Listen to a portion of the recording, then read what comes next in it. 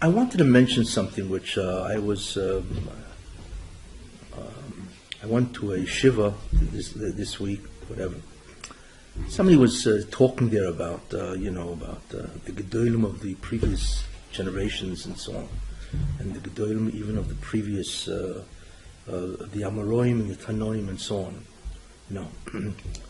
and he was saying things, that they're like pillars of fire and so on and so forth.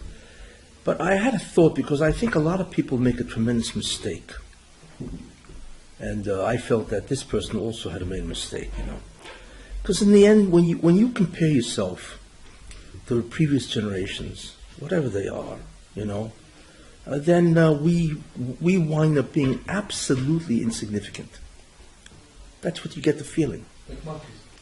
Not even monkeys, like lice. I mean, so whenever you well, a lot of the biographies do a tremendous disservice, because as far as I'm concerned, they take away the humanity from the tzaddik or whoever they're talking about, because in the end they were real people, real temptations.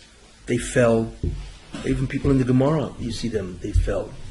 Was this whole discussion a while back? What was that? This whole discussion, somebody going to talk about struggles? No, I'm aiming for a certain concept. There's a lot of, I feel, dishonesty in the treatment of many gedolim and so on and so forth. Like I say, because when you make them out to be like they were born, like Moshe Rabbeinu, he's already the Shekhinah filled the basket, which we'll get in this week, next week, and so on. Then you look at yourself and say, hey, what's the point? I can never be this. This isn't even human, and so on. So I feel that's a tremendous, that leads to yush, resignation, and abandonment.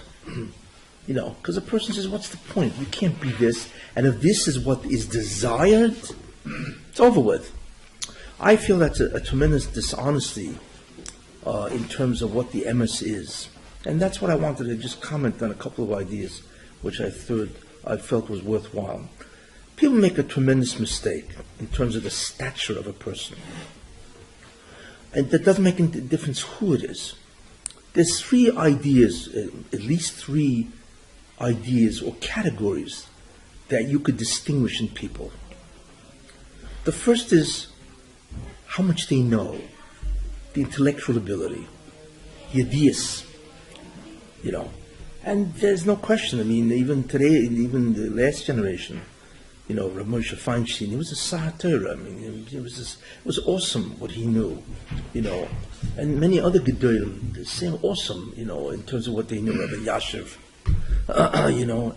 from the previous generation and so on, and then you go back further from that, you have Goinim, Rogatchover, you have the Vilna Goin.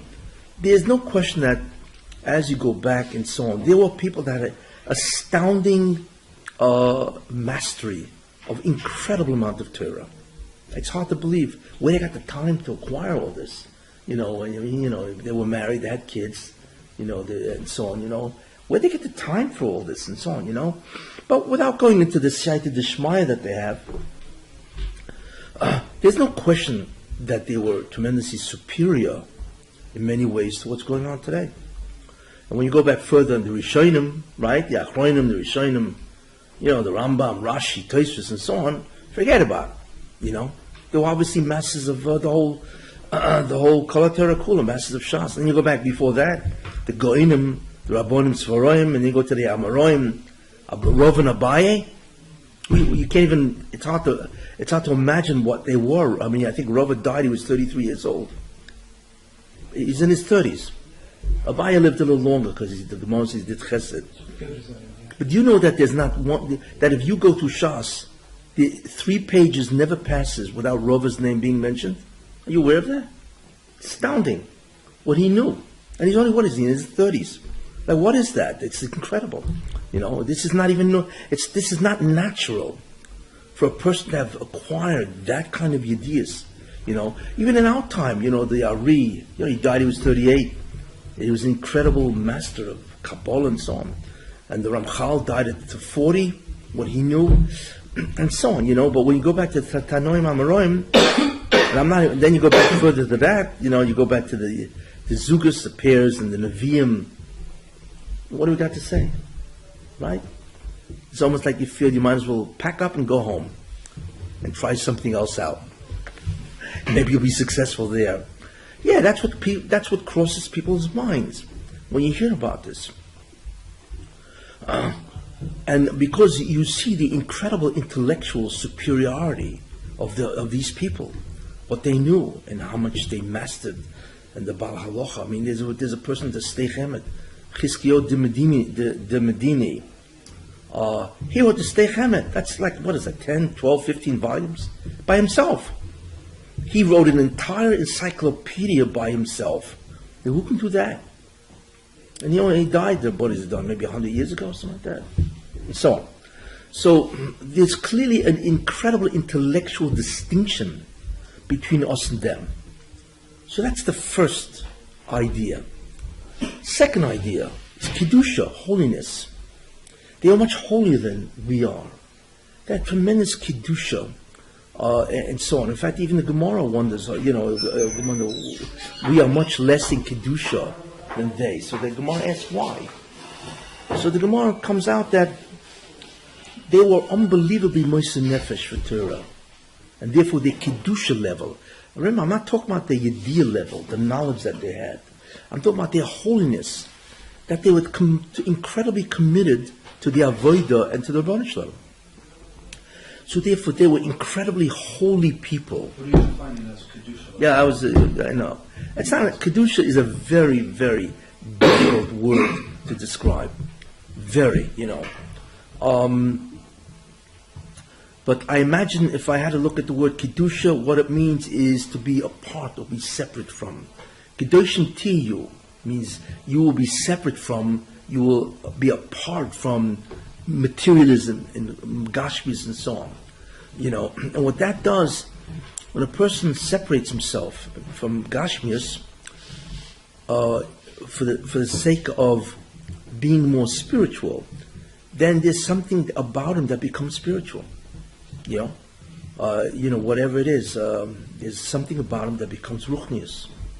And it's very hard to distinguish, and so on. I consider myself very unfortunate that I was able to see some of this. I remember I once many years ago, the Biana Rebbe, Mordechai Shlomo Freeman, and so on. I remember I was once in his. He was lighting Hanukkah lights, and it was in his room upstairs in his house. And it was packed, and I was able to slip into that room, I remember I looked around and say, what in the world am I feeling? I could sense and feel an incredible Kedusha, I cannot describe that feeling, but if I could package it and sell it, it'd be unbelievable, But there was a distinct feeling of enormous Kedusha that was coming out of that man. So what was it? I only have to say that because of his incredible avodah and so on, there was something about him that probably pervaded him that had a spiritual nature. What I call it, the Shechina or the Rebbeinu Shalom, maybe. But there was clearly something about him that emanated a tremendous amount of Kedusha. And you could feel it. I don't know what the other people were feeling, but, I felt it. So I have to say that. So maybe you could look at Kedusha where if you tremendously evade, then you become spiritual. And spirituality is not merely that you avoid materialism, gashmias, and pleasures and temptations. There's something about a person that changes, and there's something, I would say, it's like the person is invaded, use an expression like that, with some type of a divine presence. I would describe it. I remember the last time I saw Rabbi Moshe Feinstein, who I learned in yeshiva many years ago, and I remember the last time, and he was an older person, this was 1979, he was lived in 1986, so he must have been like 85, And I remember, so there was a reason why I had to be there with some other people. Anyway, so I remember I looked at him, and like his face shone, and he didn't put any cosmetics on, there was some type of a brightness coming out of his face, and I noticed it. I said, like, wow, what is that? I don't know if he was aware of it, but there was an incredible shine, brightness. That just came out of his face, out of his eyes, whatever. So that's the concept of Kedusha. So therefore, Jews different Kedusha. So that's a second dimension, if I may say, right? So the first dimension is what? Is Yediyah, knowledge. And the further back you go, their knowledge capacity and their knowledge base was awesome. And we are way wrong. Forget about it. You can't even touch that kind of thing anymore, right? The second thing is their Kedusha. There was their Kedusha level was awesome. I mentioned that in the summer I went to the Marsha, right? I went to Ukraine in the summer. And to see, when we went to a whole bunch of different tzaddikim, the bells and then what do you call it? Many tzaddikim who are buried in the Ukraine and Poland, Ramah and a whole bunch of the Sons of Rebbe and so on, But I think I mentioned when I went into the kever of the Mashal, he's buried in forgot the name of the city, but no, he's not. He's in Ukraine. I don't recall the name. Anyway. I went into that kever. It was a house, like a little house, and his kever was there. And I remember it was I was overwhelmed by the kedusha coming out of that kever, which is incredible. I don't think I've ever felt that type of kedusha emanating from a kever. Then I remember I turned around and it said there, the Baal Shem said that if people would realize, Baal Shem Tov said this, the kedusha sonch of the Mashah. That's who it was. They would bend down and kiss the dirt of his kever. He's right. It was just an awesome. Now, what was that? Mashah is not even alive. There's an incredible aspect of the Shekhinah, probably, that is connected to this person's neshama, which is awesome. I just have to tell you, it was an awesome experience. Anyway, so what I want to bring out is that the second havchana, or difference between people, or rather the earlier generations and this generation. So then we think about that, we're finished. We neither have the knowledge that they had, we certainly don't have the kedusha that they had, because we don't have the avodah that they have.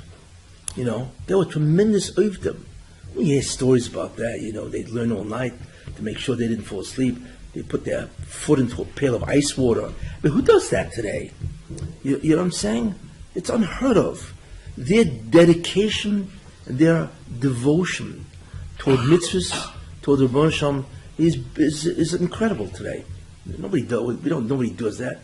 When was the last time you put your foot into a bucket of ice to make sure that you wouldn't stop learning? And it's 3 a.m., by the way. We're not talking about during the day. It's 3 a.m., Nobody does that, and so on. So the question is, what about us? Are we the stragglers? What was the third one? Well, the first one was Yediyas, Right. knowledge. Second thing was Kedusha. Kedusha. So I'm not the third one. So anyway, so this person was saying the previous generations, but I didn't interrupt him, but I want to tell him, you don't know what you're talking about. Because there's a third dimension. What is that? That's the question, It's not, of course, we cannot aspire to be that. But by the way, there is something that we are doing that it seems is greater than them. What? Who? No. And you see that. There's certain remarks that tzaddikim, what? We're staying afloat even in this generation. We're staying afloat. That's true. Yes, you're halfway there, but you're missing the main concept, although you're halfway there. So the question is, what about us? And the answer is, because there's a third category that in certain ways can make you greater than them. there's a very one of the big rebbes from Yisroel Merizhin, the Rizhin Rebbe, Yisroel Merizhin and so on. He once said, I don't know if I ever said this before, but he once said two remarkable statements. Okay, one is that in the door before the Mashiach, the Nisoyan, the test that we will have, will either be, I'm not sure if he said as great or greater than Yakedas Yitzchak. Wow. I mean, Yakedas Yitzchak, we've been taking that for 4,000 years, we've been eating from that schos, so to speak. So he said that it would be, I think, greater or as great or greater than Yakedas Yitzchak. Do you have any idea what that is? That means we who live in this generation are now involved in a Nisayan that is great as Yitzchak, as Avram and Yitzchak. You see. So the question is, what does he mean? So he made a second statement, which is in many ways a clarification of the first. What type of a Nisayan was the Akedah really? Okay? So he said the Nisayan of the end of time, which is what we are in now, clearly, right, is this type of Nisayan. Imagine, remember Eliyahu on top of the Har Carmel, and he had hundreds of thousands of Jews that worshipped Baal, right? And finally Eliyahu said, okay, let's bury a hatchet, right? Here's the contest. You and I will go up the mountain, we will make two different Mizbeachs, right? And the one who God answers with a lightning bolt out of a clear sky, he's obviously the right one, and so on. So he went up, and he said to the worshippers of Baal, hundreds, how many Jews there were at Har Carmel, where it was. Hundreds, thousands of Jews there, and they're all Baal worshippers, and so on. And so Eliyahu said to them, okay, you go first, right? And they're screaming, cutting themselves, you name it, to try to attract Baal, right? And of course they failed. They even tried to light a fire underneath their Mizbeach, but the Moshe had a snake under there, and he just killed them. That was it, But so then Eliyahu said, okay, your chance. And by Mincha, it was Eliyahu's turn, because they failed. The whole day they're screaming, nothing. And of course Eliyahu was mispal by Mincha, and he said, Moshe, please, and so forth. And all of a sudden a lightning bolt out of a clear sky. We're not talking about clouds. Water on What? He soaked the Mizbeach in water. Yeah, whatever. I'm not going into the whole plot, but a whole lightning bolt comes out of the sky. Consumes the entire sacrifice and the mizbech. I mean, it's just astounding. It's just an open miracle, But what happens if you were there, and all of a sudden you see there's Eliyahu on Har Carmel, right? Eliyahu Hanavi. I mean, he's among the greatest of the Nevi'im, right? And the other side is Baal, and all of a sudden a lightning bolt comes out on the Mizbeach of Baal, right? Not on the Mizbeach of Eliyahu. A lightning bolt comes out of a clear sky, right on Baal's Mizbeach, consumes that. What would you have thought? It's a problem. It's a problem. It's a real problem. It would have destroyed your emunah. I don't know if it destroyed your emunah, but you would have said, what? What is this? This sounds like... Misguided missile. Yeah. Today would say it's a misguided missile. It's very good. But in those days, they didn't have any missiles. It wasn't misguided. The worship was masking with Baal. It's like God rejected his own test of that Judaism is the correct religion, and he agreed that Baal is the correct version of reality. And imagine 1 million Jews sitting there and saying, we don't believe what happened. That's what happened nowadays. What? Oh, wait. So the wait. Oh, you're shopping. So the Mishnah says, he explains, what do you mean the Akedah Yitzchak? What kind of a sign is that? We don't have that today. Nobody's offering up their kids to Molech, or wherever they're Molech, right? So he said, because today, it's the identical sign or test as the lightning hitting the Mizbeach of Baal. What is that? So to us, that would be what? What would be our conclusion? One is that, in other words, this is a completely irrational event based on our belief. In other words, it's an event that cannot happen. Yes? If Judaism is true, this cannot happen. So this would be an unbelievable, irrational event that we would struggle to figure out what in the world is going on. The Akedah was that. It was a completely irrational event. The Baruch Hashem said to Avram, I mean, there are many Nisyonis, right? You know, Kibi Yitzchak Yikron Chozora, with Yitzchak will be your descendants. And then the Baruch Hashem says, okay, kill him. So we know dead people, right, cannot descend, cannot carry on any kind of tradition and so on. It's irrational. It's impossible. That was the Akedah. The Akedah was an impossible, completely irrational Nisoyan. That Avraham Avinu looked at and said, this cannot be. Yet Avraham Avinu said, Afa Pikain, and he did it. That's the greatness of Avraham Avinu. Why was that the last test? Why? Because that test is the test of the Jews in the end of time. The test of the Jews in the end of time is we live in a time that is absolutely irrational. Not that it's unknown. It makes no sense. Because we look around and God supports every evil, immorality, unethical, and so on. Every terrible kind of evil, it looks like He supports. Which is astounding, you know. Therefore, we live in a time of absolute irrationality. What's our struggle? Our struggle is to still be frum. It's to put on tefillin with this kind of a perspective.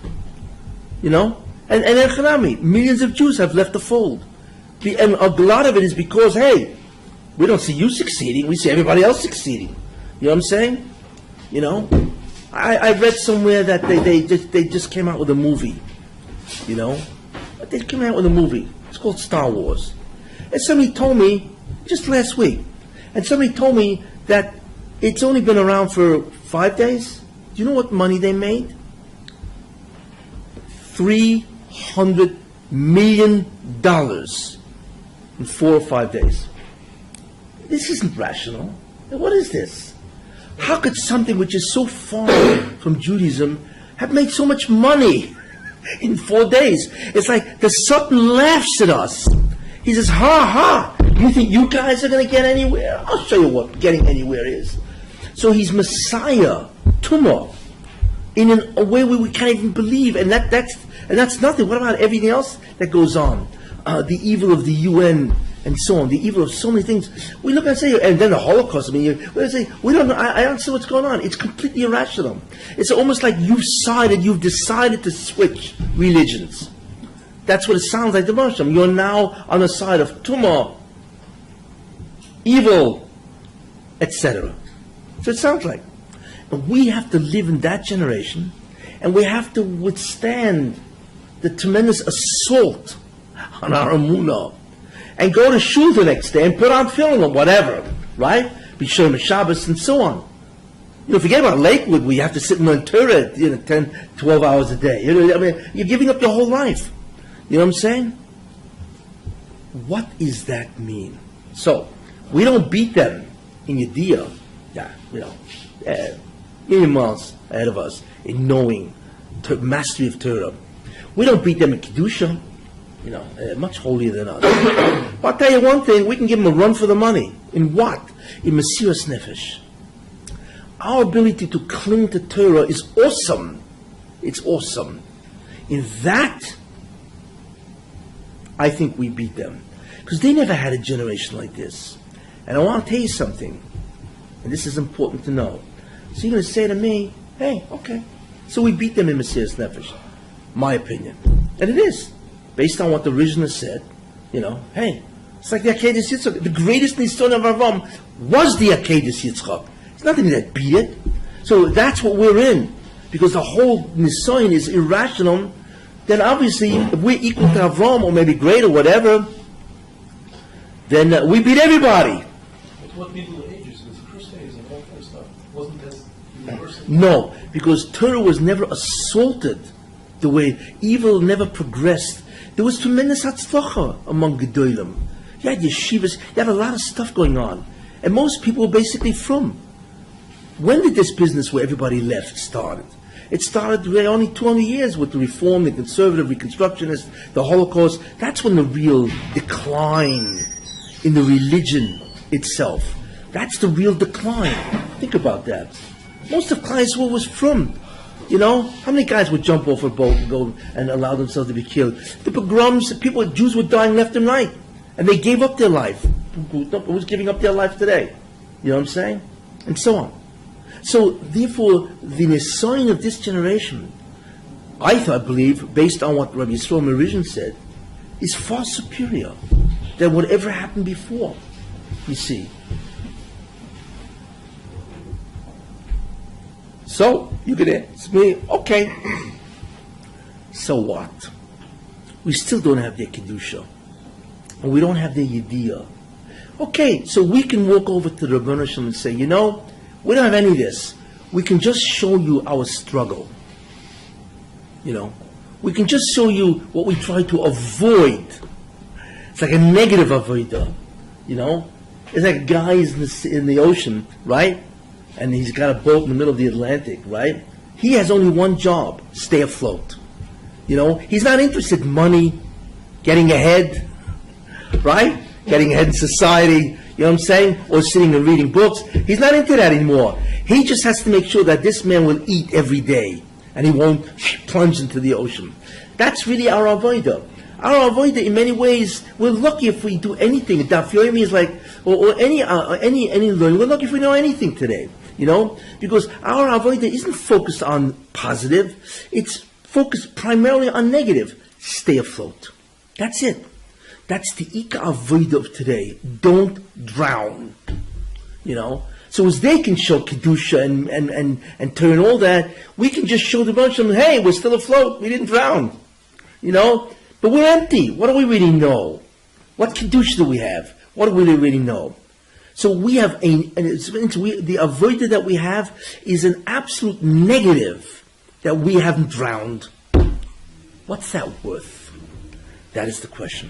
What I'm trying to do is distinguish the type of avodah that we have. So what's that worth? I will tell you. Okay? Because the major component of the schar of Yiddishkeit, Judaism, is the from Tsara Agro. That's what it is. It's like the Vilna Gaon used to say, they don't count dapim, how many blot you learned. They count hours. How many hours did you learn? That's the Mesiras Nefesh. That, in the end, is what the Rebbeinu Shalom wants. He wants to say to you, okay, what did you give up for me? Forget about what you acquired. But what did it take to achieve this? And in the end, that's the greatest avoid of all.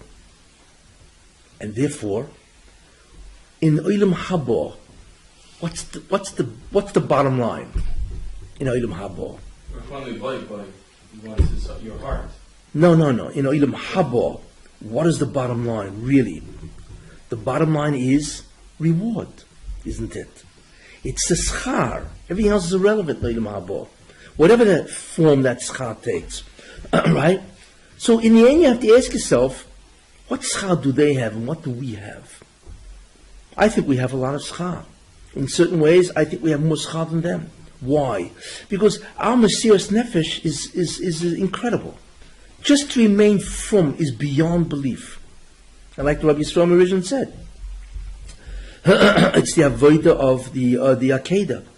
We are in the avodah. Our environment is complete irrationality, where everything basically succeeds and we don't. See, Doesn't Ramchal say in Consider Sharon that a bunch of them desires their tircha, their struggle that you have, more than anything else? Not if you succeed. How much do you struggle to try to succeed? That's what I'm saying. Isn't that what I'm saying? Once you struggle. I'm just. Oh, you're okay. Good. Okay, great. Give you something to. Yeah, and to comment on. therefore, as far as I'm concerned, I may be wrong, but I think this generation and the previous one, it was from the Holocaust and on, we have lived in a climate of absolute irrationality, where we see the hatzlacha, right, of incredible evil. I mean, and even mild evil, whatever it is. I mean, America is a bankrupt country. It's immoral. I mean, homosexuality. I mean, it's astounding what goes on in America. Forget about the rest of the world. The Zima and everything else that goes on in the rest of the world. So therefore, and the Jews are always the persecuted entity. I mean, everybody's after the Jews. We know that. The whole world is after the Jews, basically, and so on. And it's obviously, I mean, just look at the contradictions. It's incredible what they do, the double standards and so on. So therefore, the climate that we live in now is not really, although there are individuals that do it, is not really to be master of the Torah. 98% of the people, what are they master of? When you think about it, And it's not to be Kedoshé. There's always a couple of people that make it. The Moshe says, okay, I'll let you do what they used to do 1,000 years ago. 99% of Jews are into struggle to stay from, to do a mitzvah. That's their struggle. It's the easiest time, though. Especially with art scroll and yeshivas and you have everything at your fingertips. Yeah, because if it wasn't for them, if it wasn't for that, we wouldn't be anywhere. We wouldn't even have Torah. But the Moshe is not going to abandon us and say, well, I'm going to clearly remove the Torah from you. He wouldn't do that. So he's given us he's given us lights. In the old days, you had to have candles, right? You had to smell that wax, right? We have lights, we have air conditioning in the summer. Today you think, wow, yet why is it that 93% of Jews are gone with the lights and the air conditioning? You ever notice? And with the art scroll and all the Mesivta Shas and all the aids, as they say, to learn, right? Because what overwhelms us, even if we had all this, what's killing us is the incredible climate out there. There's an unbelievable ikuv. There's an obstacle to becoming an incredible tzaddik, kodesh, goyin. There are unbelievable obstacles. I don't care how easy they made it. So thank God, Hashem, that He didn't remove that. Imagine if you didn't have any of these. Forget about it. Everybody would leave. But at least we have to have some type of Torah that keeps us anchored. Without the Torah, we're not anchored. So what the Hashem did, on one side, He made the Torah easier in a certain sense. Okay, certain sense. You'll have to comment on that. But on the other side, He made it incredibly difficult. And so on. In terms of what Jews have to face on a daily basis. Therefore, in the end, what counts? And the answer is the reward in Olam Haba. That's it. That's the bottom line. And therefore, the reward in Olam Haba for everybody living today who's from, it must be off the charts. And I wouldn't be surprised if there are people that are greater than the Tanoim. In fact, what is interesting is that Reb Chaim Vital once asked the Ari, he said, how come I know this kind of Kabbalah and the earlier generations didn't? I'm not them, and so on, you talk about who you talk about, the Bali Tosis, the Rambam, and the Golim and so on. You don't find that they had this knowledge of the Kabbalah that the Ari had. So Reb Chaim Vital, I think he brings this down on the Shifrei Ari. He asked him, why am I getting this stuff? So if I remember correctly, Ari said to him, because you don't realize something. Because what the Moshe is doing is taking the neshamas from the previous door, the great neshamas, and putting them here. You don't even know who you are. He said, in many ways, you're greater than the Tanoim. But you don't know. You think, I'm Chaim Vital. You're a big deal. But it's not your name. It's who your neshama is. I mean, you're all sitting around this table. You have no idea who you are. It sounds if you look at your name, you look at your, where you're born, and but you don't know who your neshama is. It could be your neshama's Tanoim, right? That would be interesting. Imagine if you find out, I didn't know you're Rabbi Yehuda Bar Eloi. What? But anyway, wait. But anyway, the key point I said, which I feel is wrong to do. Not that it's wrong to mishaber gedolim. No, of course. But you can't leave this generation bereft of anything. And there's tremendous yish. Guys said, what do I care? I can't do this anyway. I hold it's wrong. What has to be focused on is the incredible greatness of this generation. Because of the incredible Mesiras Nefesh, self-sacrifice, in a generation where the climate is absolutely irrational, which is the climate of the Akedah. And therefore, don't be surprised, when you're in Yenavelt and they show you, a universe filled with gold, and you say, you must be mistaken. You got the wrong files. It seems so Wait. superficial to say that it's reward only. It's like Muslims who say 72 virgins. It's the same thing. We're just caring about reward. And that's what No. That's the end result. You make a mistake. What do we care about gold? You're in error. I don't care what the reward is, right? I'm giving gold as an example. You're focusing on an example. You're missing the real concept.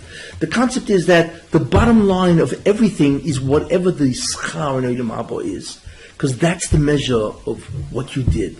Whether that schar be dvekus, I'm not going to that. You're looking at an example.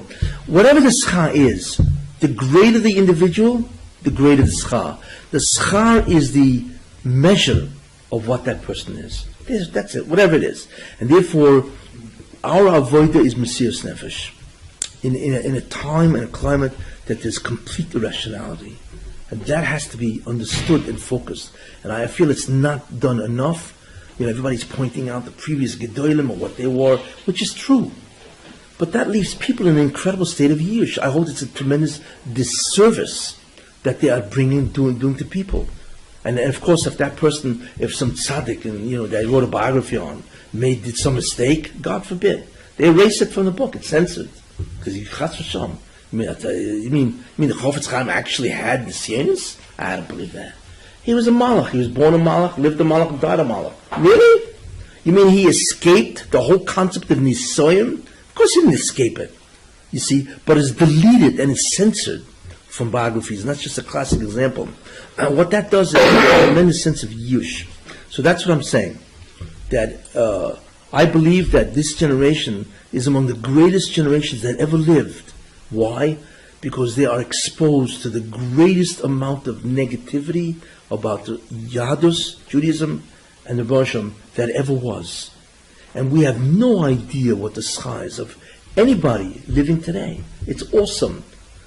And that's what you have to tell people, that you have no idea what your schar is, just to remain afloat.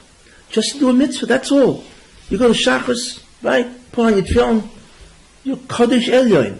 But the Bosham, what he has done is he has decreed that we cannot see our greatness that he has. Why? Because if the Nisayan is in a climate of evil, the last thing he's going to show you is how great you are. So that's it. We cannot see. But we have no idea really how great we are. And only in Yenavelt do you realize the greatness of a person. And remember, because our avodah isn't really the avodah of mastery of Shas. There are people that do it, they can try for it, that's great. But the overwhelming majority never get there. It's not the mastery of Shas really. In many ways it's not the Kedusha. Of course you should strive for it, always. But the real thing is the Mesiras Nefesh. And that's a very important idea. So therefore, I didn't say anything to the guy, but I disagree with him totally. If anything, I think if God ever said, I'm pulling up the shade, right, or I'm pulling away the veil, right, I want each of you guys to see who you really are, I think you'd all faint on the spot. You'd all faint. Because all of a sudden, if he ever gave you what you really are, I think you'd just be astonished. So what are you saying? Anyway, that's all. I want to bring that out because I thought it was important that there's a climate of where Torah can flourish. We don't have that. There is a climate where Kedusha can flourish. We don't have that. But there's a climate that Mesiras Nefesh flourishes. That's our climate. And therefore, in certain ways, I don't know how much, but I wouldn't be surprised if people in today's door are greater than the Tanoim. Could you imagine you live in a block, and on your block, who lives there? Rabbi Yehuda, Rabbeinu HaKodesh, right? Rabbi Shimon. I mean, come on. Of course you can be a Kodesh, You know, your next door neighbor's Reb Shimon Bar Yochai, right? Well, how's that going to affect you? How? It's unbelievable. You know? Imagine living on that kind of a block. So, yes, okay. So what was the big deal to become a Kaddish Elyon? When your neighbor's Reb Shimon on one side, and on the other side it's Reb Meir, and in the attic you have Rabbi Akiva sleeping up there. I was like, so what? So what do you think you're going to wind up? Of course you're going to wind up to be an unbelievable person. We don't have them anymore. We don't have any Rebbes really. There's no Shimush the way they had it then. You have no idea how poor this generation is in its access to Yifrumkeit. You have no idea. And that in the end is what counts, because it's the Mesiras Nefesh that will ultimately determine the reward, whatever that is, Dvekas and Bursh and whatever and so on, and that reward is the measurement of who you really are. It's really what it is. Okay? I hope I've rejuvenated everybody. Just got you back up. Anyway. There's a curtain, and when you open the curtain, that's fine. the light. Okay, okay, that's a different thought. Whatever. I'm trying to stick to a theme. You think Olam Hafach or Isi can apply to Yes, actually. Versus Actually, what you just said was really very good. I'm very glad you brought that up. That's what really Rabbi Yeshua ben Levi said that, I think, or his son. And it's Olam Hafach. Because you don't know. You think this guy's walking around and he's got this incredible. He's got 1,000 Hasidim coming behind him, and so on. And he's a taka, let's say Yiddish Oiska, but and so on and so forth. And then there's some schlepper, behind, straggling in the back of his 10,000 Hasidim. You know what I'm saying? He may be worth more than the whole bunch. We would never know, because the Baruch has his own sense of humor. I only has a sense of humor, he's like, it's everything he does is surprising, including the people who are very great. And he said that, the son of Rabbi Yeshua ben Levi, Olam Hafachu, it's an upside down world. Whoever's great is small, and whoever's small is great. Look, the Katan and Shaita is Mekabel Nur. Who? The Katan and Shaita are always have a message from Hashem. And they're the lowest. Okay, could look at it that way, yes. Anyway, I thought I would just dwell on that, because I thought it was an important point to clearly delineate the difference in climates. And do not think because we live in such a low climate that we are therefore a bunch of schleppers. No. It's probably the greatest of all. What can I say? So you can all go home tonight and tell your wives, you have any idea who you're speaking to? But the truth is, she'll say to you, do you have any idea who you're speaking to? Because hey, I'm the guy, I'm the person behind you, and so on. Anyway, okay. Any questions before I go on?